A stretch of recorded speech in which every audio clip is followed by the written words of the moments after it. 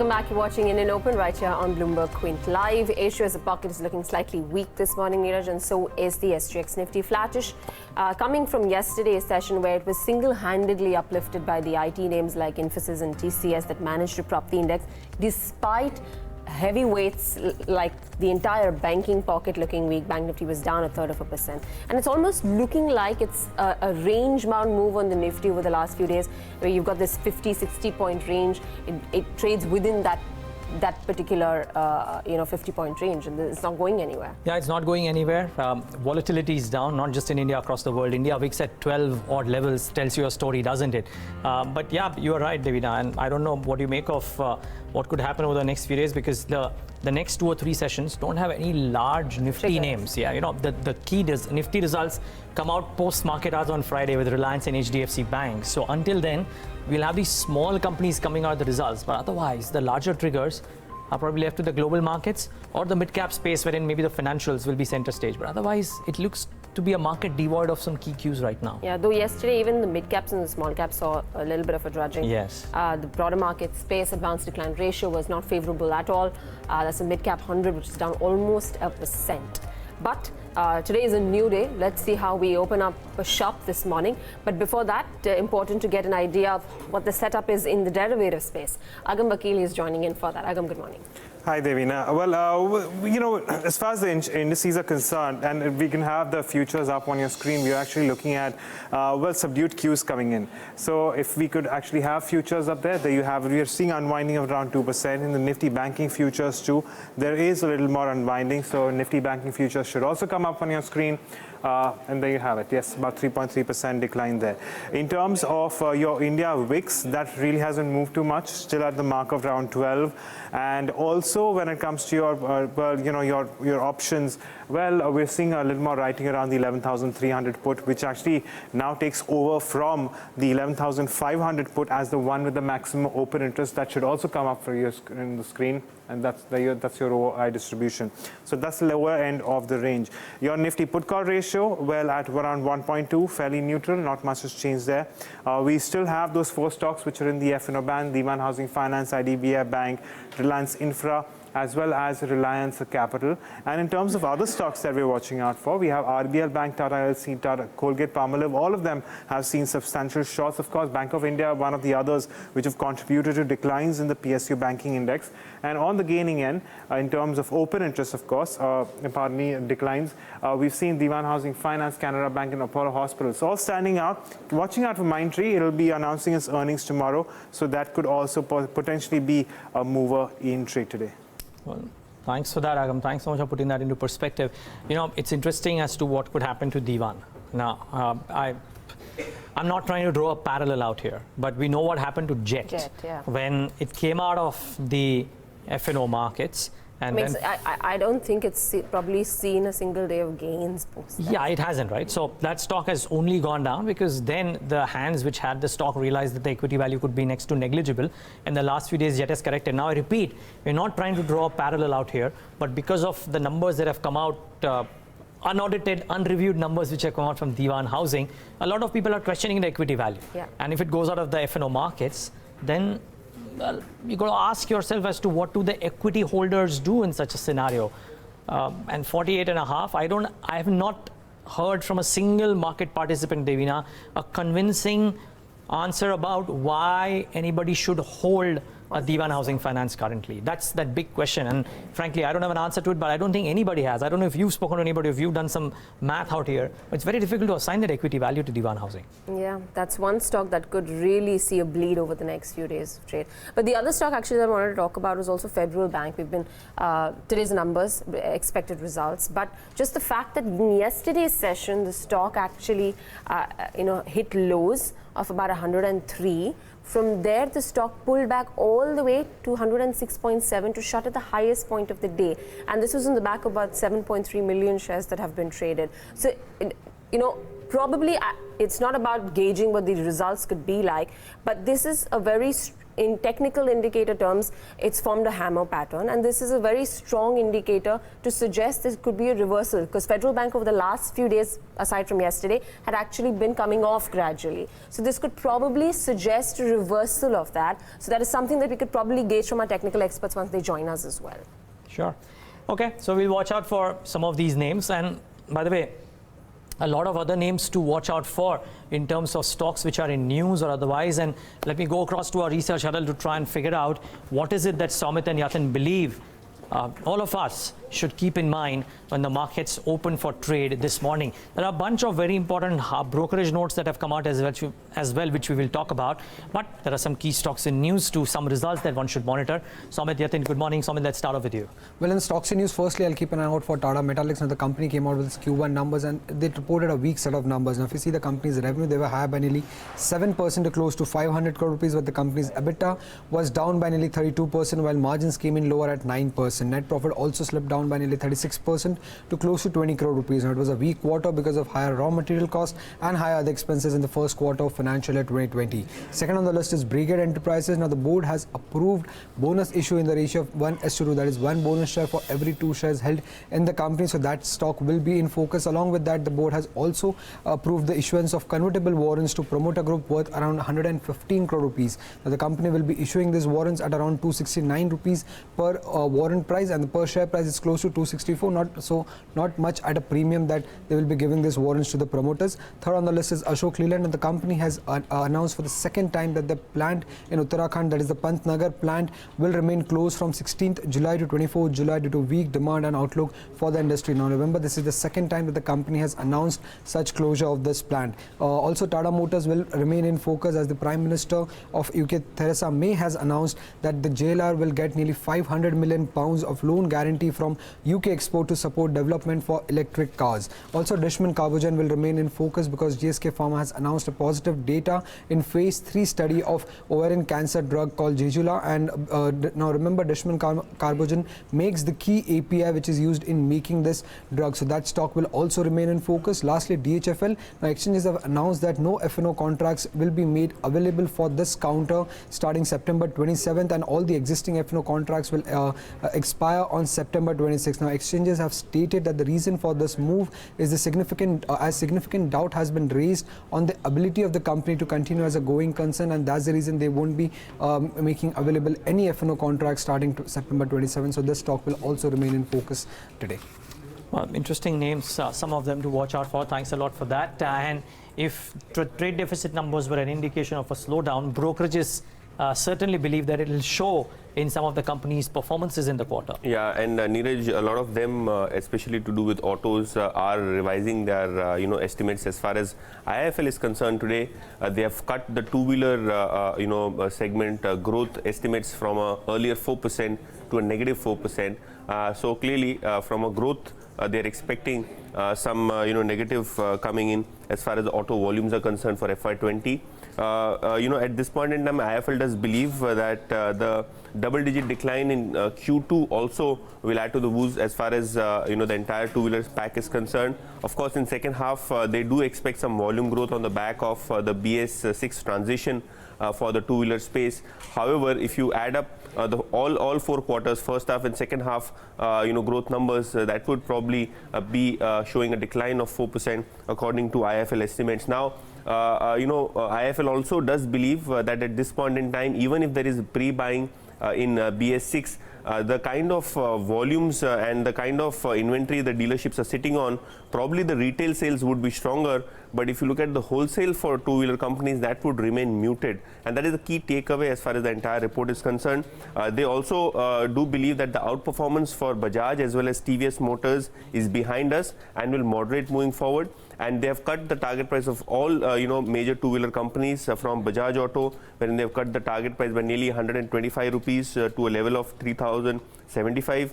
Hero MotoCorp, they have cut the target price by 50 rupees to 2,750. And Dvs Motors, they have cut the target price to a level of 335 to the previous level of 380. Okay, thanks a lot for that, Somit, as well as Yatin. Well, let's get in. Mayuresh Joshi, fund manager at Angel Broking, joins us right now on the show with his thoughts.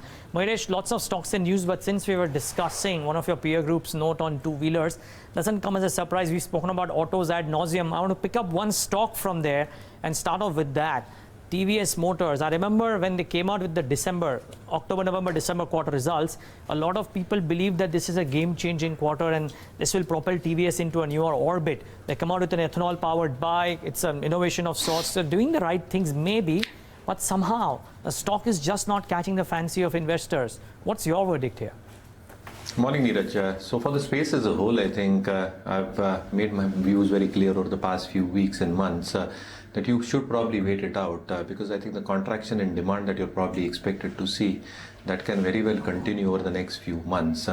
Now, how pre-buying and what kind of an effect will that have in terms of the third and the fourth quarter? I think those numbers are yet to be seen. So again, I think there is going to be some amount of a lagged effect in terms of demand catching up, and that will clearly reflect in terms of muted volume growth, muted realizations as well, because I think the ability to probably keep on increasing prices, you've probably seen a lot of two-wheelers do that with ABS, CBS prices which were hiked getting passed on. But again, that has an incremental hit because demand itself is slowing down, which creates a negative impact in terms of leverage on the balance sheet. Having said that, for TVS, yes, I think numbers did hold out. Again, the kind of innovations that they're probably making at their end, I think the innovations are in the right direction. But again, I think the overall macro environment itself looks very, very weak and bleak, at least at this point of time. So again, I think I'll reiterate the point. I think you probably need to wait out for Q1 numbers, see how the trend is. A lot of managements have put forth on record that FY20 will be a tepid year as well. So I think demand might just grow marginally compared to FY19. Realizations, as I said earlier as well, do not have a huge scope of perking up, which means the leverage in terms of earnings profile should also remain subdued, and that will get reflected in terms of their cash flows and cash flow yields as well. So I think cautious stance on the space as a whole. I think I'll wait out for Q1 numbers. Okay. Mayuresh, smaller private sector banks report earnings today, DCB Bank, Federal Bank. What's the expectation? Morning, Dvs. So again, I think if you probably look at the kind of reported numbers in Q4, and if one takes a precedence of what has happened between Q4 and Q1, obviously I think the liquidity concerns for the banking system as a whole has greatly improved. The second element in terms of the recognition of bad assets on a whole host of these balance sheets, I think a large element of that has already taken place. There is still a watch list and a pipeline in terms of certain stressed out sectors within the SME, MSME space, specifically for these private mid-sized banks. But again, I think if you probably assume this quarter and the next, where the recognition will be far lower in terms of provisioning on their balance sheet compared to what we've seen in the earlier quarters, you'll probably expect it to see credit costs start dwindling lower. The second element is what kind of capital adequacies do these banks possess? And they are having a reasonable CAR along with a Tier 1 ratio, at least at this point of time, which is necessary enough to fuel the kind of advances growth that one really looks at. So as the demand catch-up starts happening, as the disbursements start taking place from the second quarter, and as the system stabilizes, I think these banks have done what they needed to do. I think they have provided reasonably. Next 2 quarters, as I said, provisioning will happen, but the slippages is something that the street will be a little bit worried about. So I think if they're able to contain their slippages, both in terms of their annualized run rate that they've probably reported over the past few quarters, and again a large element in terms of GNPs, NPs being stable, I think that is what the street will probably heave a sign of relief. But again, I think out of these banks, I think Federal Bank is something that we continue to hold, and I continue to remain optimistic over a longer period of time. Expectations very clear. I think reasonable expectations of earnings growth picking up because of disbursements picking up gradually. NIMs expected to remain stable, and asset quality pressures should start easing off as well. Okay. Mayuresh, yesterday was a big day for IT. Do you think the gains are done? I mean, big moves in Infosys, and that led to the others moving up too. Does it take care of the near-term upsides? To a certain extent, Neeraj, again, I think Very good set of numbers by Infosys. Again, I think the kind of disappointment that TCS had specifically on the revenue front, I think Infosys upped the guidance in terms of revenues. So if they're able to do that and hit the upper end of their range, I think the acquisitions that they've done within the BFSI space, specifically the mortgage market in the US, I think that has been the right strategy, and that might actually pay off in an environment when you're probably expected to see discretionary spending patterns remain extremely volatile, considering the global slowdown that we're expected to see. But again, the indications that have been probably given, Fed expected to ease rates, you're expected to see similar actions in terms of liquidity, specifically in the European markets, which remain very, very tight in terms of macro data points. And that itself will give a huge fillip in terms of corporate spending going higher over the next 2 quarters. So I think Q3, Q4, I think should be relatively better in terms of discretionary spending actually holding up. Now again, the order book that they've got, the digital patterns in terms of percentages contribution to top line, I think that again is showing a reasonable amount of growth. The only concerns that linger around most of IT companies, Neeraj, obviously for this quarter is going to be wage hike and cross-currency headwinds. But again, I think the transitions towards large deal wins, what kind of organic growth actually comes out, and how do they control their attrition levels, and the fixed investments that probably go through in terms of ramp up and the localization efforts. I think these factors might actually keep the margins in the range that the managements have actually guided for.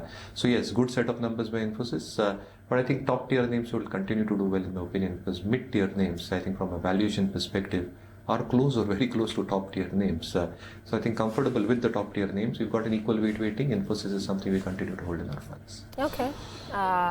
That's a quick take on the IT pocket and Infosys. But time now to bring in our technical experts. Brijesh, Bhatia, Head of Research at Dealmoney Securities, is joining us on the show. Along with him, Hadrien Mendonca, Senior Technical Analyst at IIFL, is also there.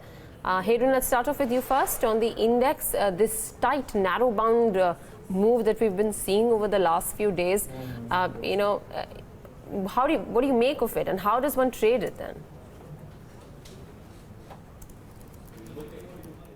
Yeah, hi, good morning. And yes, absolutely, we are seeing, the market's actually stuck in a very, very narrow trading band. In fact, for the Nifty, anyway close to the 11,600, 11,650 zone on the upside, whereas on the downside, close to 11,450, 11,480 levels. So this is a very, very tight trading range wherein, the traders are actually getting frustrated, and, it's getting difficult because of a directionless market. So, the best part over here to do is that currently we are trading very close to the higher end of the trading range, and anyway close to 11,600, 11,650 zone. It would be a good opportunity once again to short sell the July futures on the Nifty, and I think again we could play 100 points downside towards 11,400. So keeping a stop loss of close to 11,690. You can actually play for a target of 11,500 on the downside. Whereas, on the downside, again, once we see Nifty coming towards 11,450 levels, you can once again play the higher end. That is, again, you can go long on the Nifty on the downside close to 11,450. So swing trading is that, is what is required and should be, held on to currently. Brijesh, do you concur? No, I was slightly contra side, so I will be a long on Nifty at around 11,530, 540. If you look at the technical structure, price have on the bullish cipher pattern on the hourly charts on the Nifty. Plus, if you look at the last couple of days momentum, we are witnessing a higher high, higher low formation, which is clearly a sign of bullish short-term momentum taking place.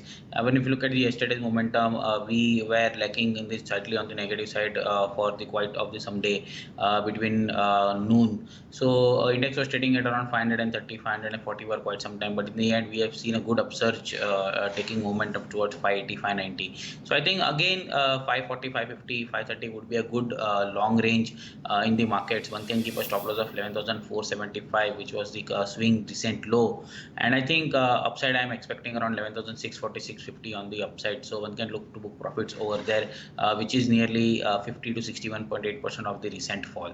So I would be a buy on dip on the Nifty. Okay, let's talk about individual stocks as well. What's the idea for today, Brijesh? I would be taking a contra bet on Tech Mahindra. So if you look at the recent stock has nearly fell from around 800 to now around 660 levels. So if you look at the IT space, we have seen yesterday Infosys gaining a strong upside momentum. TCS quite strongly holding around 2080, 2100 support zone. I think Tech Mahindra in yesterday's session we have seen after a long time breaking out of its previous day high range. So and forming a bullish abandoned baby. So I think a good reversal bet can be seen at around 677. One can give a stop loss of 663 and look for targets of around 700, 710 on the upside. Secondly, stock is from the FMCG space. Stock is Dabur. So if you look at the Dabur stock has a recent rally from around 365, 370 to above 400 levels now. In the short term, stock was strongly holding the key psychological level of 395, 400 zone. And in last week, we have seen a good upside momentum on the weekly basis. Stock managing to close above 400 again. And if I look at the RSI, we have seen positive divergence on the RSI on the Dabur. So I think at 410, one can look for a target of 432, keeping a stop loss of 400. This stock is for 1 to 2 weeks because the stock is slightly on a slow moving side. So I would take a 1 to 2 weeks on the upside. All right, Hadrien, what about you? Yeah, I have a sell and a buy both. So the stock that we are slightly bearish on in the near term is an Indiabulls Housing Finance. So now the stock was actually consolidating in a very narrow trading band again. And this time Indiabulls Housing Finance has actually broken from a 3-day trading band. Yesterday's move actually saw the breakdown, and even the volume participation was higher than anticipated. So I think one can consider going short on Indiabulls Housing Finance July futures. We're expecting a target of 624, keeping a stop loss at 645 on the upside. The second stock that I have chosen for a long bet is Vinati Organics. The stock is pretty stable in nature. It continues to maintain its higher top, higher bottom structure, which is something long goers can actually look out for. The stock has actually shown good momentum in yesterday's trade with higher volumes. I think we are also seeing a positive crossover on the RSI front. So I think one can go long on Vinati Organics for a target of 2130, keeping a stop loss at 2065. Brijesh, interestingly, if you look at the banking names, a couple of stocks were very weak in trade yesterday. What do the charts suggest here very quickly? IndusInd Bank and RBL Bank in particular. IndusInd Bank, I think, Neeraj, the structure is very bearish for me. So if you look at the stock after post-result, in fact, pre-result, it managed to go upside, but later on, again, a selling pressure was witnessed. And I think stock is not sustaining at the higher level. So I think I would look for a short opportunity. Even on a positional side, I think 1250, 1300 levels could be witnessed on the lower side of the stock. And I won't be surprised it might be in maybe a couple of months' time, stock might see a 10-15% fall. So IndusInd is purely a short bet for me. If in case you get around 1520, 1530, keep a stop loss of 1590 and look for targets below 1250, 1300 levels.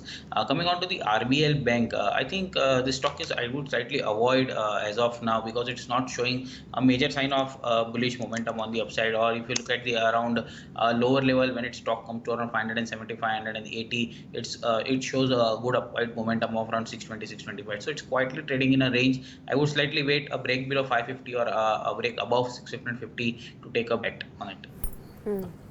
Okay. On to a special segment, Bloomberg Edge, where Bhatia tells us about a stock pattern that the Bloomberg terminal has thrown up. Yash, what's the stock on your radar today? Morning, Devina. So we are tracking Siemens Limited on the charts, and there is a buy signal, in fact an early buy signal that the stochastics indicator has generated. Now, as we always do, let's first try and understand what the stochastics indicator is and how do you interpret it. The stochastics is basically a trend following momentum oscillator, and it shows you the relationship, shows you the current price relative to the highest highs and lowest lows, and helps identify when a price move is overextended. How do you interpret it? Overbought is above the mark of 80 and oversold is below below 20. Any crossover, that indicates a buy or a sell signal.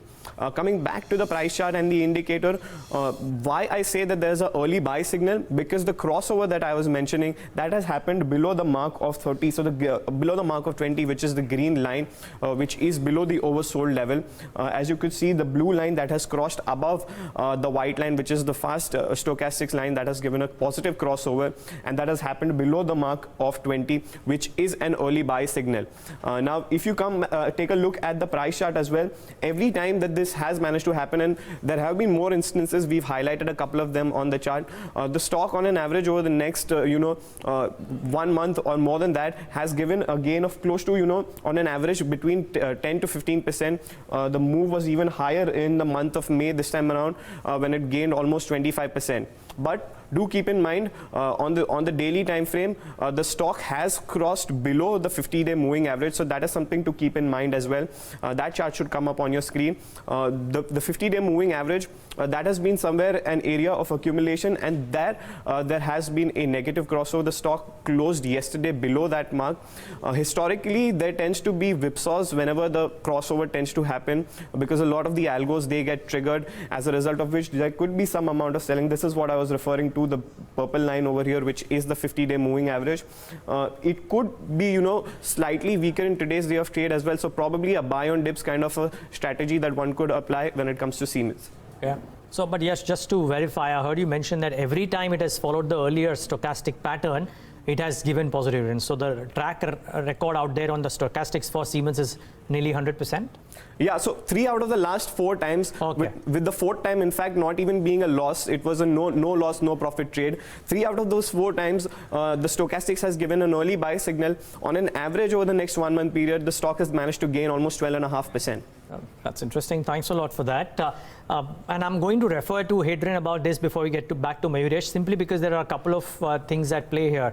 Stochastics giving an early buy signal on Siemens, but it's fallen below that 50-day moving average as well. Hadrien, as per your study, what would you give more importance to? How do the charts of Siemens look? Yeah, so if you just go by price, the way the price is behaving, the most important thing for me is that it has respected the 10 July lows of 1204, 1200 being the psychological level, for the stock as well. So I think as long as 1204, 1200 zone is actually held on to, there would be merit to actually go ahead and go long on a Siemens. On the upside, your first hurdle would come around the 1250, 1255 levels. Okay. Mayuresh, Joshi, back to companies which are in news. RBL Bank results on Friday. There are a lot of talks doing the rounds about what could happen, etc. If indeed the numbers were to disappoint, would you believe that RBL Bank could correct a bit more, because it is trading at valuations which are not cheap? No, obviously, I think the valuations are on the higher side, Neeraj, and any earnings disappointment will obviously reflect in some sort of profit booking on that stock. Having said that, again, the kind of numbers that the bank is posting, I think they have been phenomenal over the past few quarters. Specifically, I think the loan growth, and again, I think the credit card growth particular, I think has been stellar. Now, how do the numbers come out are going to be extremely critical, whether the management still believes that even in an environment like this, they can continue their disbursement and advances growth. How is the asset quality shaping up? And NIMs and spreads surprisingly have held up, which reflects very, very positively on the return ratios. So I think it hinges on the numbers. I think if the numbers are quite okayish, I think the street might just take it with a pinch of salt. But if they do disappoint, I think there might be some profit booking around the corner, because valuations, obviously, as you rightly said, remain on the higher side. Hadrien, I just want to come to you, and we were discussing this stock earlier on, a Federal Bank, and the move yesterday where the stock actually moved from the lows of the day to shut shop at the highs of the day. Is that giving you enough confidence, considering that the stock had been on a downward slope in the last few trading sessions, possibly could see some bit of a reversal after yesterday's move? Yeah, what's giving me more confidence, is the fact that the stock is once again adhered to the 50-day moving average. If you've noticed, since the March of 2019, the stock, every time the stock has retraced back to the 50-day moving average, it has seen a very meaningful bounce back. This has happened almost 4 different times in the past 3 to 4 months. So I think again, the 50-day moving average is playing a very important support area for Federal Bank. Currently, it is Federal Bank 50-day moving average is close to the 104, 103 area. So I think keeping that as your very strict stop loss, we could see a very good move on the upside, and we could not rule out levels of 110 to 112 going forward for Federal Bank. Okay, about 3 minutes left to go for market pre-open. Mayuresh, anything else that you are spotting off late which you want to highlight for us? No, Devin, I think specifically, I think it has to be a result-oriented focus because clearly, I think if one really expects earnings recovery to start taking place in the second half, I think there are going to be clear indications in Q1, Q2. Obviously, there are a whole host of macro factors surrounding this. What happens in terms of our own domestic slowdown fears that we are witnessing, the liquidity issues which largely seem to have been sorted, but how will demand come back, the monsoon play in terms of rural discretionary spending as well. So I think looking at earnings with a very close eye, but largely again I think private banks should probably hold up, specifically the private corporate banks in my opinion. Others including FMCG consumer staples, if you probably go by the management commentary in Q4, there is expected to be softness continuing in terms of volumes, which will get reflected in terms of the entire balance sheet dynamics. Autos we've already discussed, what you've probably seen also would be from the capital goods space, because I think the order tendering because of elections was not given out. We're obviously facing the monsoon season this time around, so execution capabilities will get tested. But again, order flows will be keenly and very keenly watched out for what probably comes through the government side as well as the private sector. And again, I think the consumption at play, I think the large consumption sectors that you're probably talking about, I think there again, I think the volume growth trends are going to be extremely critical. So I think expecting a mixed bag this time around. So I think earnings are going to be very, very critical, but I think private banks should hold up, in my opinion, specifically the private corporate ones. Mayuresh, do you cover Dishman Carbogen? Sorry, Neeraj, I don't cover that. Okay. There's a piece of news out there on Dishman Carbogen, so viewers might take notice of that. You can, of course, log on to the Bloomberg Quint website because we put out that story as well. But the news is essentially a key drug approval for GSK, and Dishman Carbogen is the API supplier for this drug, as a result of which this company could actually have a good run in the session today. HDFC Securities, I believe, in their note suggests that the API revenues for Dishman Carbogen could go up 2 times over the course of the next 2 years. And this could be one of the key triggers for that as well. So watch out for the stock. The last 1 month has done nothing. Actually, most domestic pharma companies have been lackluster, globally exposed companies too. But this is a small trigger for Dishman Carbogen. So you need to watch out for this stock in the session today. But I was just looking at the list of stocks which have been reacting the last few days, and that list is fairly large, and a lot of companies could be reacting. We've been talking about Dewan Housing Finance at length. There are a bunch of others, Spark, Piramal Enterprises, Dish TV, all of which would be in focus. And we'll talk about them maybe post-market open because they're very close to pre-open session. So we'll talk about them. But Devina, Sun Pharma Advanced Research in particular, after that big move yesterday, could be in focus. On the back of Morgan Stanley's double upgrade on Sun Pharma yesterday. Sun Pharma too did okay, and Spark saw a big 13% move. 28 seconds left to go for market pre-open. SGX Nifty is trading absolutely flat. Rest of Asia is trading slightly more weak. Japan's down about 3/4. Then you've got China down marginally, and Hang Seng has managed to bob its head back into the green. Individual stocks to watch out for. Obviously, we'll see what happens to IT. Do they carry on supporting the index, and whether or not banks make a comeback after yesterday's disappointing move. Most of the other big heavyweights saw a dip in the bank Nifty. That's the Nifty 50 for you. Opens positive, about 1/3% higher for the Nifty, but it'll keep on fluctuating a lot, at least till the pre-open settles. Sensex has moved up about 0.6%. Individual stocks then on the Nifty 50. SBI showing you a big cut of about 4% in early morning trade. UPL is down 3%. Hero MotoCorp, Bajaj Auto, so auto as a pack in pre-open is looking weak. Coal India, BPCL, Grasim, Z, Indiabulls Housing Finance are some of the weaker names in trade today. Infosys gives up after yesterday's stupendous move of about 7%. Today's session looks slightly weak. Then you've got HDFC Bank right at the top of the pack. Yes Bank is moved up 2% too. You've got ONGC, NTPC closer to 1%, Bajaj Finance up about 0.5%. But no earth-shattering moves are there on the Nifty 50 components. 68.59, some amount of weakness. I think 4 paise weakness from yesterday's close of 68.55. That's what you've got on the currency. Okay, D1 housing should come up on your screen after that slam dunk yesterday. Is it correcting more? That's the key question. And then another 10%. Maybe this and maybe some more coming. Let's wait and watch.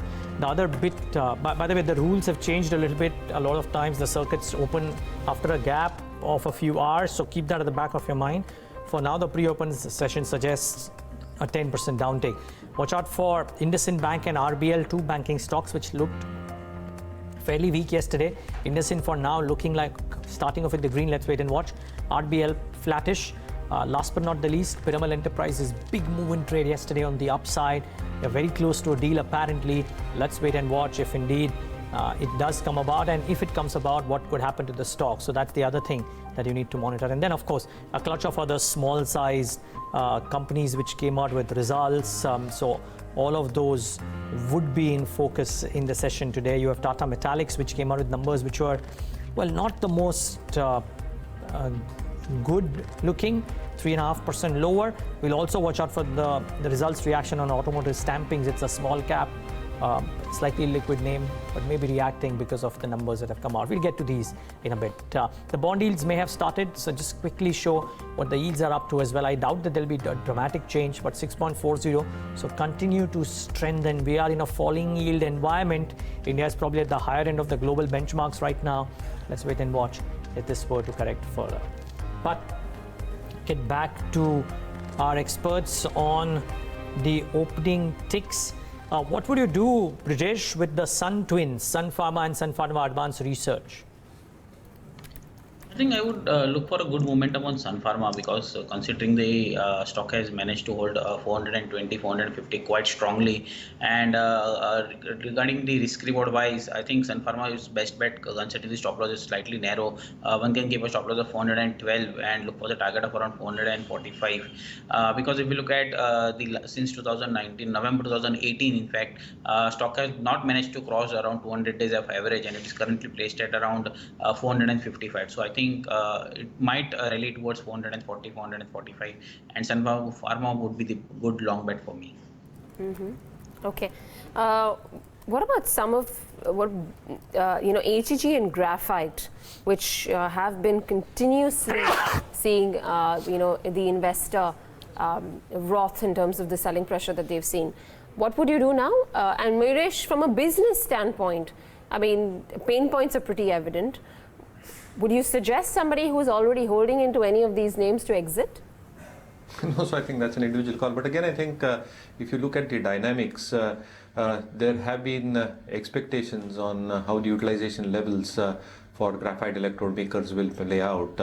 The second element, obviously, as we've been talking about time and again, is the needle coke pricing itself. So how the needle coke environment shapes up will also determine margins going forward. And the third is the overall realization growth as well. So I think realizations, if they continue to be tepid in lieu of demand-supply dynamics, again, I think it's something which creates not a strong case in terms of earnings profile. So I think all these factors need to be kept on the watch of the investors as well. Adrian, would you sell HEG or graphite?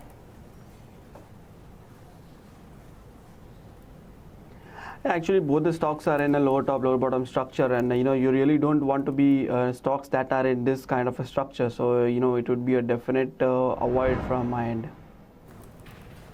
Okay, well, HEG and graphite have been on a bit of a downtick. I don't think too many people are lapping them up at all.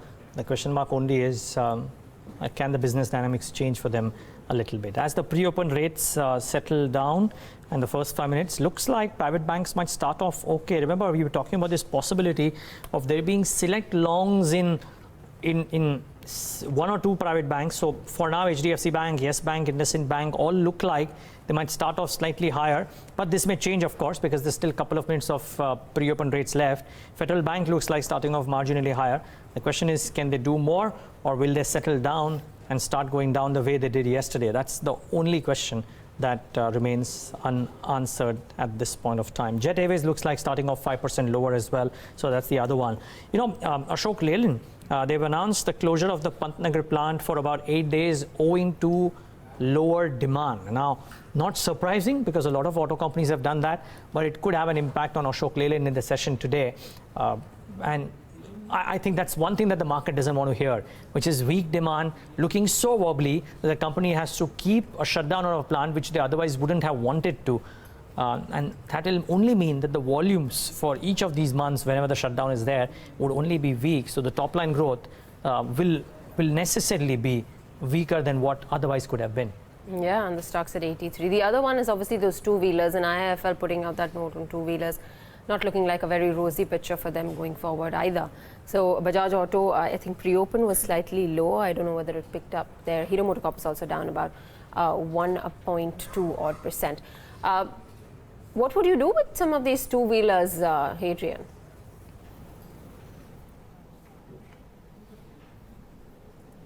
Yeah, so the stock that is really looking weak currently on the charts is Hero MotoCorp. You know, the stock has really shown signs that it is given a good move in the past 3 to 4 trading sessions.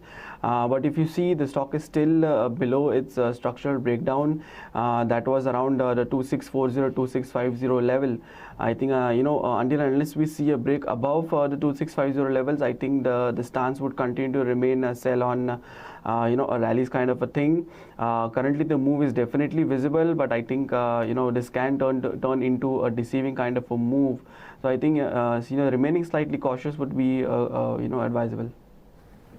Well, as the pre-open it settled down now, 8 minutes done, we have a rate of about 11,595 or thereabouts. So the Nifty will start off flattish. The question is, will it stay like that throughout the trading day today?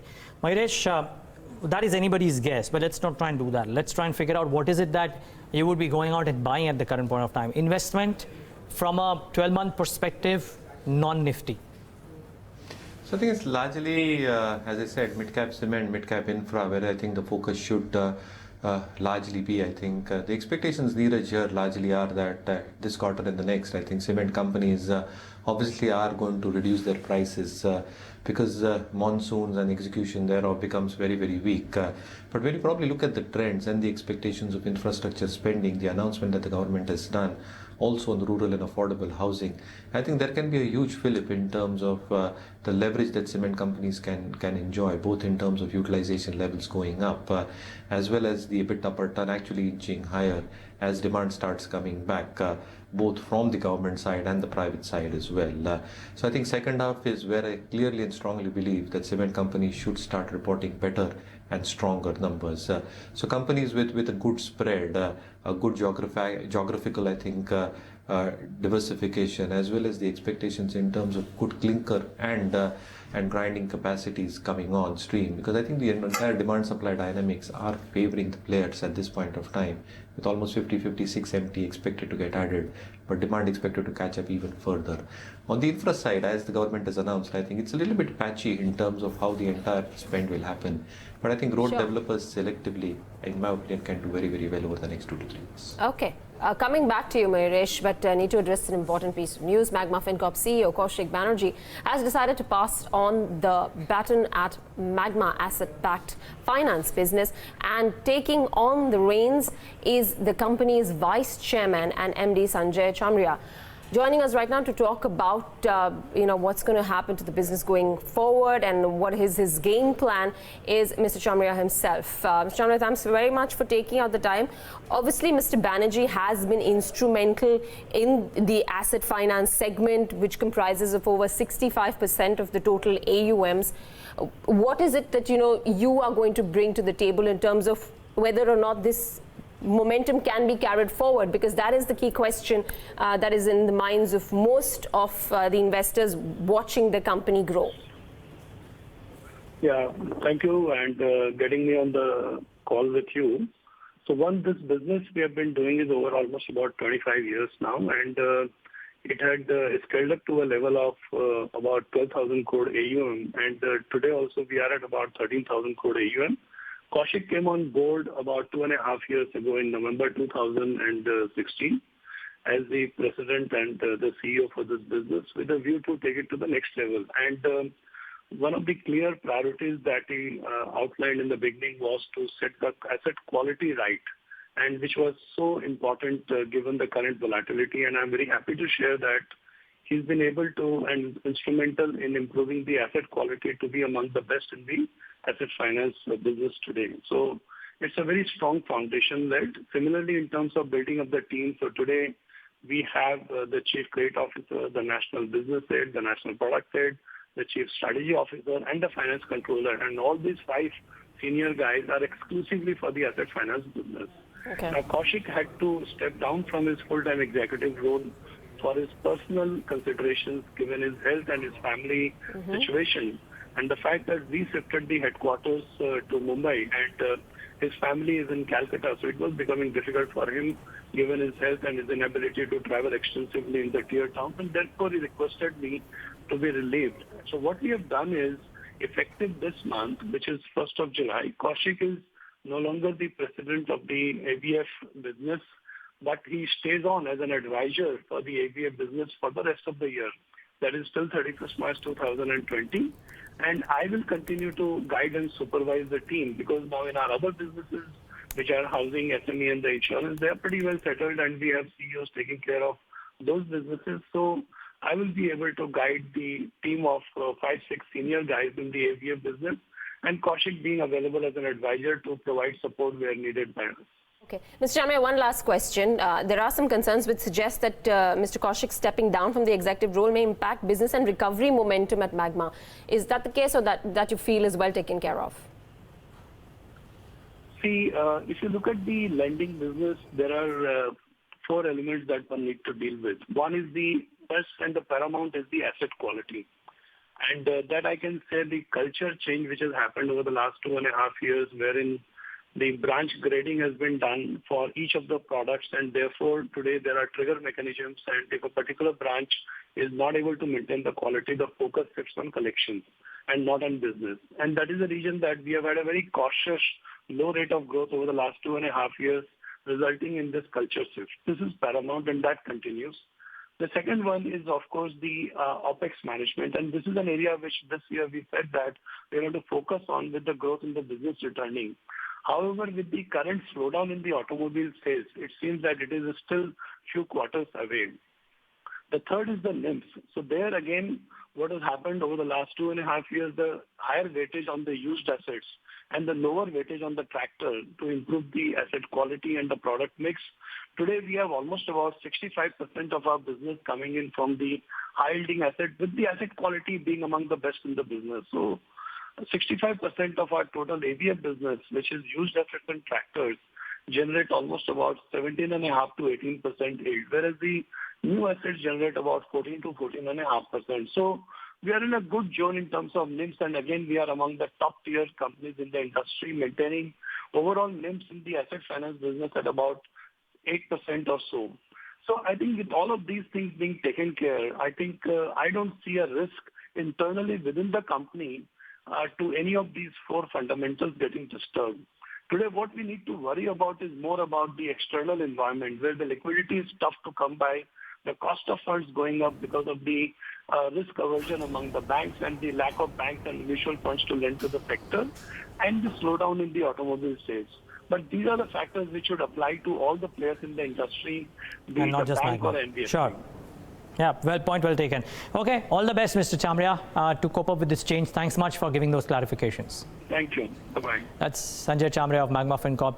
Not too bothered about this, but the market was, and which is why Magma Fincorp had a rough ride the last few days. We'll take in opening thoughts from our experts after market starts, because we're starting now with a likelihood of a small gain on the Nifty Bank, maybe not as much on the benchmark indices. The Nifty Bank about 0.25% higher. The other two flattish start to the trading day. Hardly any change here for the Nifty and the Sensex. The mid cap and the small cap indices, well, they are starting off flat to the small cap space, gain of 21 points. The mid caps, no change whatsoever, really very, very flat. So it's a flat start to the trading day. The Nifty and the Sensex too mirroring what's happening at the mid cap end of the market in terms of percentage moves. The heat map, even Stevens, equal number of gainers and losers. What's gaining? Hardly anything. Yes Bank about 1%. Yesterday was a bad day, but today recouping some of those losses. BPCL marginally higher, ONGC marginally higher. HDFC Bank and Reliance are in the green about 0.5%. Bharti Airtel about 0.5%. But very muted gains for the Nifty 50 gainers at least. Not a single stock higher than 1%. What about the losers? Indiabulls Housing Finance 2.5% down. Hero MotoCorp a couple of percentage points down. UPL down about 1.5%. TCS about 1.25%. And Bajaj Auto down about 0.75%. So these 3 or 4 names are down in the session, but the market breadth is almost even Stevens. ONGC now climbs to the top of the pile, but no big gainers or losers. Indiabulls Housing, which was down about 4% yesterday and was a short call from Hadrien and Mendonca, is now the top loser on the index, 2.5% lower in trade. Couple of stocks that I want to highlight. We can't not highlight Dvs Housing Finance after yesterday's slam dunk. 28% down in trade yesterday. It's a stock that certainly is in focus. Another 5% lost for Dvs, not locked on a 10% circuit. Keep that at the back of your mind. What else?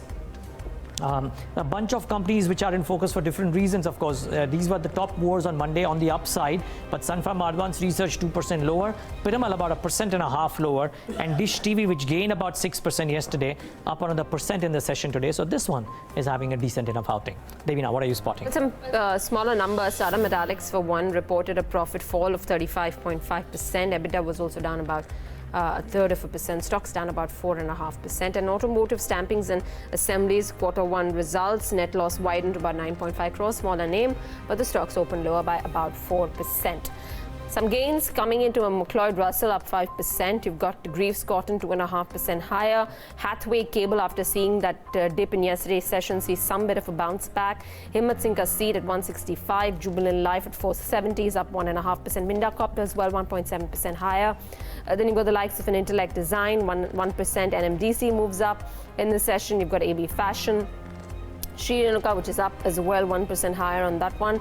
Then you've got the likes of a Vodafone Idea, Godrej Consumer, IOB, Corporation Bank, all of them doing okay for themselves. Aside from that, some losers then in trade from the broader market space. Cox & King again lower circuit, Manpasan Beverages lower circuit, Jet Airways lower circuit. So these are the names, continuous pain points there. You've got Lakshmi Vilas Bank and KRBL, which are lower by about 2.5%, 3% as well. A slightly more somber day of trade for the mid-cap space. 650 stocks decline. You've got 470 stocks which have advanced in trade so far. So looks like a day which has started off on a negative note. But we still have our guests with us. Time before we go to and get those top calls from both our technical experts, just one last word from Mayuresh Joshi. Mayuresh, while we're talking about earnings performance, expectation from the auto space is that this time around, yet again, there's going to be a slightly weaker quarter. But joining the auto pack is the oil and gas pack, particularly the oil marketing companies, where again, the expectation is that they're not going to perform as expected. What's your sense? Should one look at, probably slowing down if they plan to invest in the oil and gas space? No, again, I think it's largely dependent on too many variables outside our control, Devina. I think what happens in terms of crude prices, which have been extremely volatile over the past few weeks, and the rupee-dollar equation. So I think these two factors are the prime contributors in terms of recognition of items on their P&L. The second element obviously is the inventory losses stroke gains that happen because of the crude price volatility. The third element obviously is Singapore GRMs seem to be compressed at this point of time. I think the cracks need to be closely observed. Diesel cracks, petrol cracks, naphtha cracks, at least at this point of time. But the middle distillate companies will still hold on because the new IMO regulations coming from 1st Jan will obviously benefit middle distillate companies. The fourth element obviously is the kind of capex that they're doing, either in terms of expanding refining capacities or newer areas like gas distribution, for example. So I think they are capex oriented projects, which basically mean that if the earnings profile from the main business remains volatile. The cash flows from operations remain volatile, which in effect and lieu means that the dividends can actually also remain very, very volatile as well, which is also one of the biggest factors in terms of the yield that these companies give out. Again, I think the structured businesses that they've got through the pipeline business, the petchem downstream business, and what happens in terms of the refining business at large are all dependent, and the bakeries thereof depend on all these factors combined together. So I think wait and watch for downstream OMC companies as well. Thanks for that, Mayuresh. Appreciate your time. Thank you so much, ladies. Let's get to our quick opening thoughts before we thank them, Hadrien as well as Brijesh. Hadrien, to you first. Good call on Indiabulls Housing Finance. Can one initiate a short right now as well?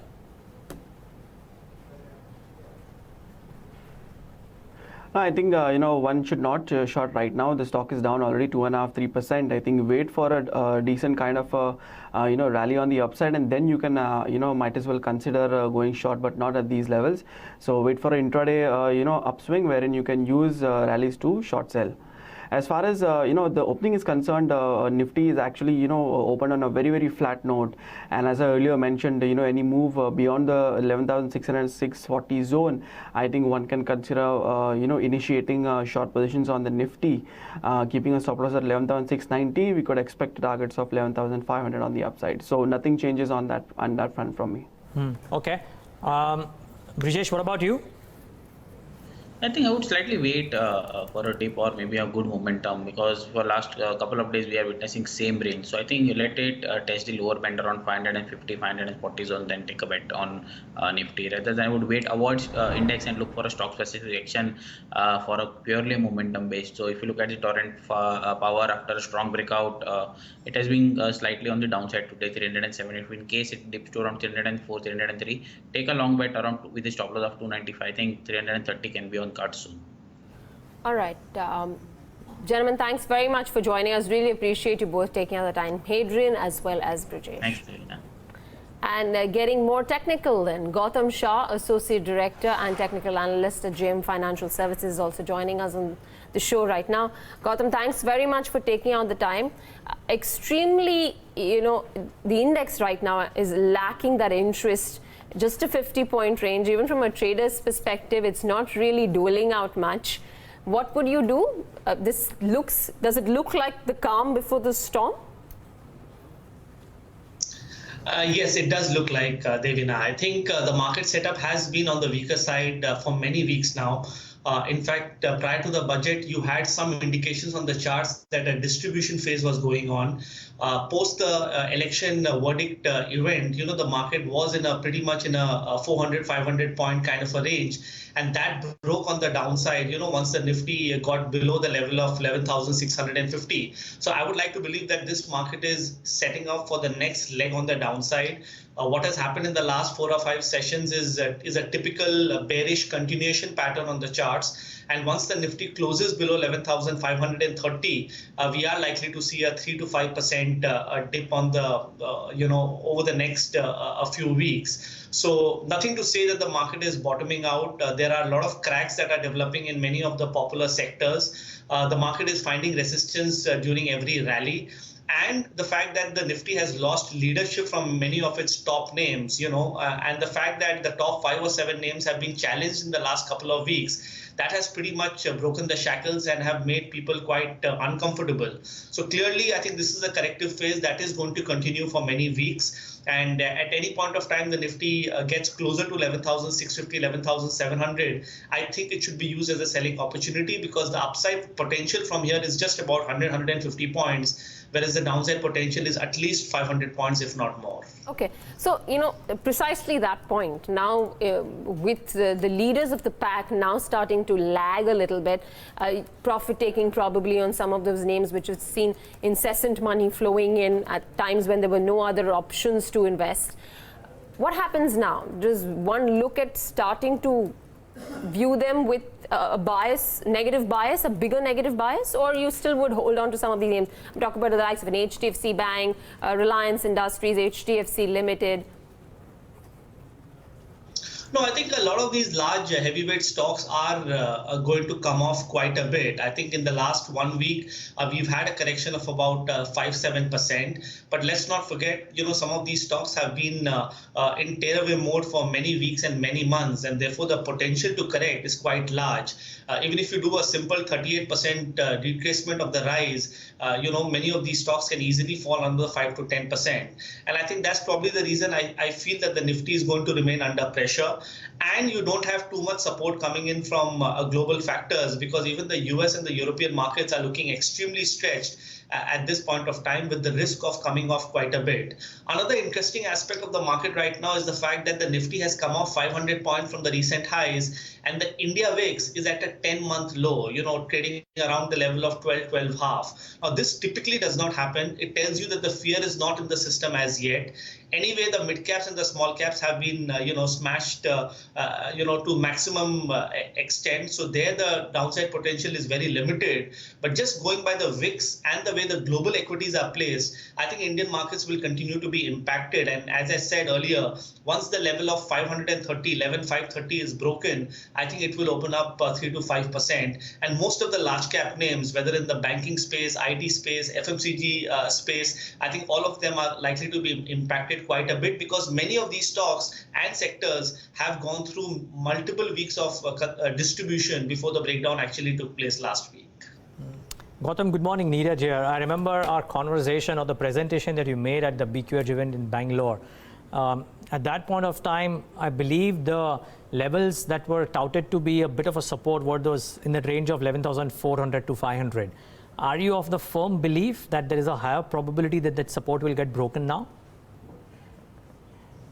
Well, Neeraj, I actually alluded to the level of 11,600 because that was the low on the election result day, and also the day on which the markets reacted to the exit polls. So 11,600 had a lot of sentiment attached to it. And what you saw in the second week of June was that the Nifty found support at that level 6 or 7 times. And once we broke that number, 7 or 8 days back, that really changed the scene quite a bit, because on the short-term charts, the market is now in Dow theory sell mode, something that we've not seen for many weeks and many months. And that is probably the reason every time the Nifty tries to get past 11,600, you see a lot of supply. So I think eventually this area will hold out on the upside, and the market will see a new leg on the downside. My working number is 530, which I've said a couple of times, and I do see the Nifty go and retest that level of 11,000, 11,100 once again, and we will have to review what happens there.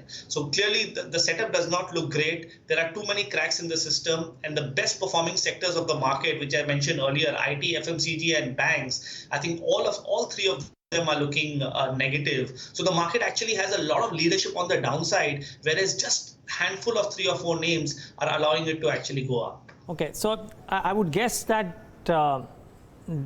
discretion would be a better part of valor, and at this point of time, it might be better to either position yourself on the downside or not take aggressive long calls in the current scenario. You've given us the spaces which will not do well, Gautam. On a relative basis, what might do slightly better? Yes, Neeraj, I think on a relative basis, capital goods is an index that we like. I think there was a genuine breakout that took place a couple of weeks back. The sector has seen a little bit of a decline in the last 3 or 4 days, but I think that's temporary in nature. It should stabilize soon. So this is definitely an index we like, and we would recommend buys from a medium-term perspective. The other segment of the market which we really like is the PSU space, and I spoke about it, at the BQH event. I think PSU is pretty much starting a mega uptrend, and this uptrend is likely to continue for many months, maybe even many quarters. So from a risk-reward perspective, I think this Nifty correction is a good time to actually top up into PSU stocks, which are anyway quite under-owned at this point of time. So these are the two segments that I really like at this point of time. But let me also highlight that the mid caps and the small caps relative to the Nifty are looking extremely attractive. I think I have been making this point for the last 4 to 6 weeks now. And for the mid caps to bottom out, you had to see the large caps come off, because that's now leading to some sort of capitulation. So the next 4 to 6 weeks is an excellent opportunity to buy into the mid caps and the small cap space if one is having a horizon of 1 year, 3 year or 5 years, because once again, in the broader markets, your downside is restricted to about 5% and your upside potential is as much as 30 to 50% if I were to take a 18 to 24 month time frame. So I think one should focus on the mid caps and the small caps in terms of long-term investments, and in terms of trading ideas, I think one should have a shorting perspective in many of the top 10, 15 large cap names. Since you're so optimistic on mid caps, any trends that you've spotted of late, if you could highlight any of them for us, which are convincing enough? Maybe they need some kind of a follow-through trigger to come about, but the setup is ripe and it looks like it could be a big bagger.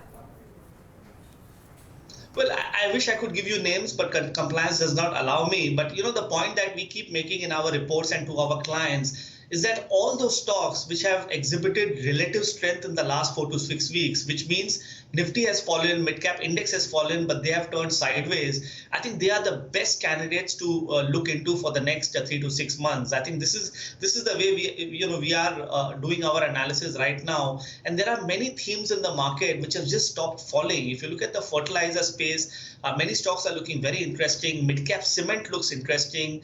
Some of the smaller banks, are not doing too badly. So these 3 or 4 themes, I think, definitely stand out at this point of time. And if some of these stocks are not falling with the market, definitely when the tide turns, many of these stocks are just going to run away. So you need to concentrate in them. Okay. Gautam, we'll leave it at that. Thanks so much. Always good having you to get a sense of what the medium-term charts are indicating. And today was no different. Thanks for joining in today. Thanks. Well, watch out. Gautam Shah believes that there's a higher probability of the index breaking this 11,530 odd level and moving down all the way to 11,000, 11,100. It's interesting because, at least from a fundamental standpoint, the recent Nomura report suggesting end of year target of 12,900, but obviously Gautam would be giving a slightly more short to medium term calls. Yeah, let's wait and watch what happens. For now though, the Nifty looks fairly tempered, as do the mid caps and the small caps, as does the rest of Asia. Frankly, we spoke about it all morning that the start may not be pretty exciting. Let's wait and watch what happens once the results trickle in. But amid such lackluster markets, there are companies which are doing well. On the other side of the break, we'll talk to one such company, Metropolis Healthcare.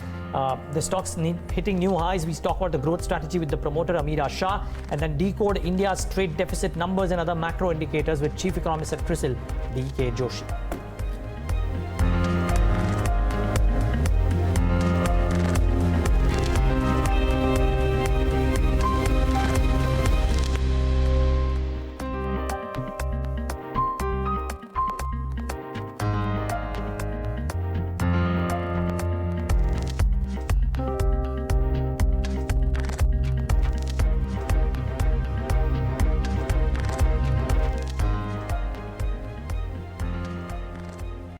How many places